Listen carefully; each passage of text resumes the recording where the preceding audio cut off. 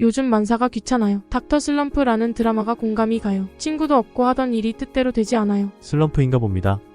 의욕을 잃어 부진한 상태를 흔히 슬럼프라고 부릅니다. 이 상태가 오래 지속하면 심리적 압박이 옵니다. 더 지나면 열정이 어느덧 사라지고 내담자처럼 만사가 귀찮아지죠. 사실 제 목표는 공부도 남들보다 잘하고 노년이 되어도 이자나 배당금으로 살고 싶거든요. 하지만 그게 늘 좌절되니 더 이상 열정이 나지 않아요.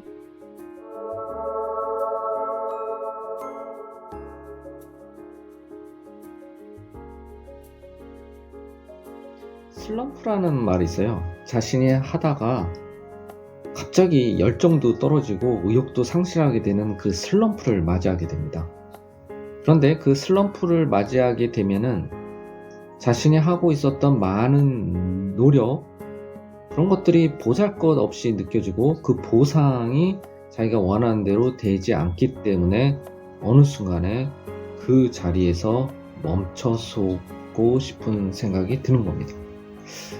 어떻게 보면은 그 슬럼프라는 것은 자신의 삶에 굉장히 큰 위기가 온 것일 수도 있겠죠. 그런데 그것을 우리가 객관적으로 바라보려고 하는 노력이 필요하게 됩니다. 자신이 슬럼프에 빠지게 되면 남들보다도 더 큰 목표를 갖고 있을 수도 있다는 거죠. 공부도 최상위, 그리고 직업도 최상위, 심지어는 노년에 아무 일도 안 하고 살 수 있을 정도의 큰 자산을 갖고 싶겠죠. 이런 여러 가지 큰 목표를 우리가 위해서 노력을 하려고 하는데 거기에 따른 보상이 미흡한 겁니다. 그러다 보면 자기 자신이 하고 있는 일들을 의욕이 나지 않으면서 멈춰서고 싶고 많은 것들이 귀찮아지게 된다는 거죠.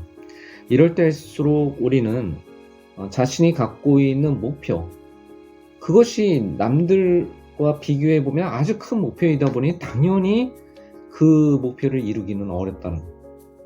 그때 자기 자신이 해야 될 첫 번째 것들은 우선 자기가 하던 일을 멈추고 객관적인 이 세상을 바라보도록 노력을 해야 된다는 겁니다.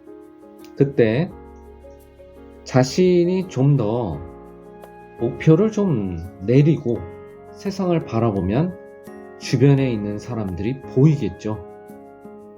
대부분이 5등급, 6등급이었던 겁니다. 공부면에서도.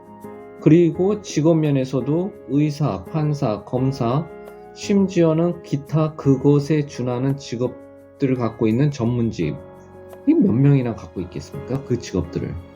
또 소위 노년에 가서 아무 일도 안 하고 사는 사람은 별로 보이지가 않았던 거죠. 그러니까 그러한 커다란 목표를 갖고 있듯이 이 세상을 바라보니까 보상이 노력한 게 비해서 엄청 적어 보이니 슬럼프가 오기도 하고 나름 하락기를 가고 있는 것 같고, 그럴수록 자신의 심리적 안정을 위해서라도 멈춰 서보라는 말들을 한다. 닥터 슬럼프에선 어차피 쓰러져 있는 김에 쉬자 라는 명대사가 있다.